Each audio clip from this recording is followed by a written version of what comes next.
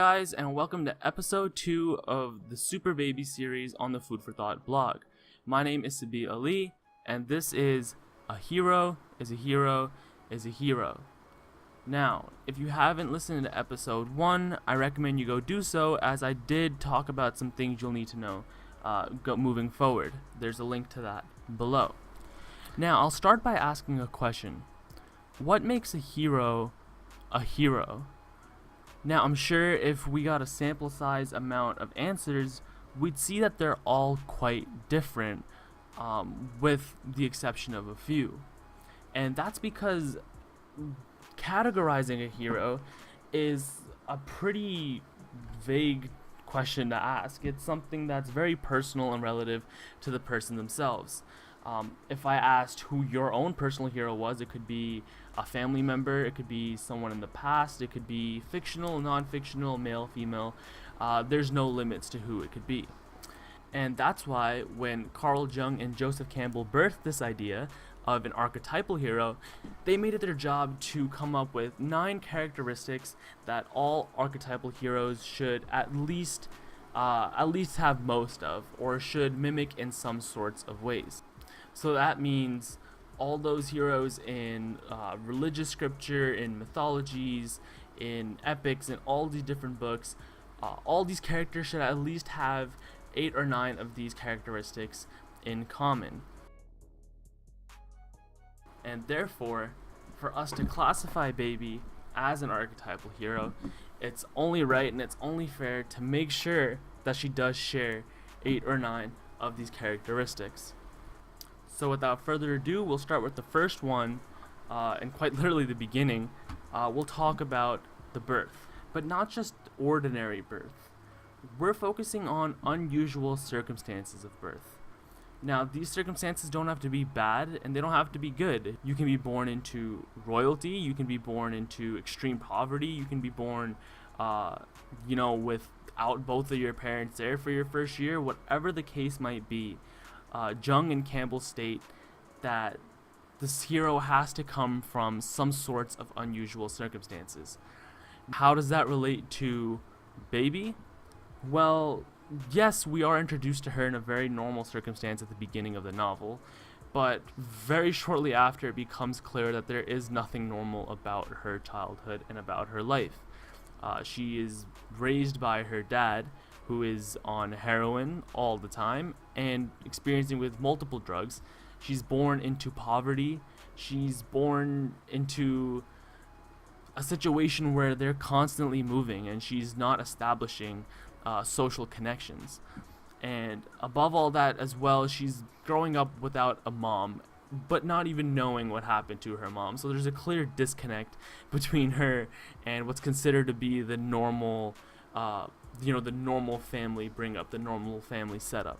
Now, the second characteristic we're given is this person needs to go through an event, often traumatic, which then leads to an adventure or a quest. Now, if you recall back to episode 1, I quoted Baby's adventure being her time away from Jules and being her own person. So in order to recognize what this traumatic event is, we have to go to the time just before she was on her own. And this brings us to Jules's abuse. This person who's supposed to be Baby's safe haven, her guardian, she's literally the only person that she really has. He eventually starts to physically and verbally abuse Baby for all the activities she's involved in. And up until this point, Baby's still been pretty keen on staying with Jules and staying in that family situation, but it's this traumatic event and series of events that leads her to go on to her adventure, or in her specific case, leads her to go out and start becoming more of her own person.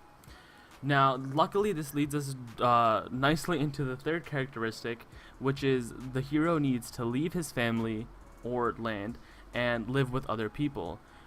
So for us, the fact that the traumatic event occurred right before Jules was forced to leave Baby alone, and was taken into jail, it literally forced Baby to go live with other people, and this is where she went to the house with the troubled children, and she met people like Johnny and Felix, and etc. So there is a clear disconnect between Baby and her quote unquote family, which is almost hard enough to say because calling Jules family is seems like a distant connection. But in literal terms, that third characteristic is apparent. Now, the fourth characteristic, the hero always has supernatural help with their adventure. Now, this is one that's sort of hard to relate and correlate with our novel, as there wasn't anything too out of the ordinary human life. There wasn't any real supernatural forces talked about in the book. But again, referencing the adventure, which we recognize as Baby's adventure being her time of making her own decisions and being without the guidance or under the influence of Jules. There is a few key characters that do help her and push her in that direction. However, they are not supernatural, so not too much help in terms of the fourth characteristic. But that brings us into the fifth characteristic, which is the hero must prove him or herself many times while on this adventure. And this is one for sure that correlates to Baby, as there had been many times during her time away from Jules where she had to prove that she's still her own person. Alphonse did have a big impact on her and did sort of take that control away from her, and she had to prove not only to him but to Zoe and to all those that walked down her street that at one point she just didn't care and she was going to do it for herself. One of those times was when she went to one of the meetups with the tricks, with one of her tricks, and she asked for 3 nights in advance and then left without actually performing what she was there to do. So that was her making her own decision, saying I will face the consequences of this, but she made it her own decision. It wasn't something like Theo telling her to come trash this house, or Theo telling her to do something, or Alphonse handing her drugs and saying do something. That was her proving to herself and to everyone around her that she can make that decision and face those consequences. Another example of this is when she decides to chooses to hang out with Xavier instead of Alphonse. So again, Alphonse threatens her. She says, like, you can't hang out with him. You know that I don't like it, and I've given you so much that you owe it to me not to hang out with him. And although she does originally give into it, we then later see her meet up with Xavier, and then they drive by on a bike, and she flips him the bird and keeps on going, knowing fair and well that she made that choice and she will face those consequences. So for sure, the fifth characteristic, Baby definitely did prove herself and her ability to proved her independence multiple times in the book. This leads us into our sixth characteristic, and that is the unhealable wound. Essentially what this is meant to represent is an event or a series of events or an experience that the hero goes through which affects them forever. Different from the third characteristic, an event that caused them to start the adventure. This is something that sticks with them for life, and it sort of helps them mature, and it kind of pushes them further in their quest and on their adventure. So in Baby's case, this would most likely be the tricks that she pulled with her time under the influence of Alphonse, because multiple times she talks about how she feels useless and how she feels just like a body that's being used, and this is truly her lowest point in terms of dependence, where she's so dependent on Alphonse that she's willing to do this for him. Like, she's willing to be nothing just so he's happy. And this is sort of the events she takes with her, this experience she takes with her, and that becomes prevalent on her bus ride home with Jules, as the entire time she speaks of these tricks. She talks about her time with Alphonse and how she's itching all over her body, and she wishes she could stop thinking about it, but she can't. So it's clear that these experiences will live on with her forever. But more important than that is that we know she took from those experiences that being that dependent is definitely not a good thing. So the 7th characteristic is a hero experiences atonement with their father. Now this is one that's actually very specific, and I wasn't expecting this to be on the list, but it does still apply for Baby, and surprisingly a lot of heroes that I found while I was doing my research. But basically this is where their father had some sort of impact, or their father either did something that they resent, or they're getting revenge for their father's death. They're avenging their father's death. Whatever the case might be, they're doing something, for their dad, or they're doing something because of an experience with their father. And this, of course, correlates perfectly with Baby and Jules, because she's seen Jules at his low, and she's seen Jules at his high. And before, he used to be this figure to her, her caretaker, her everything.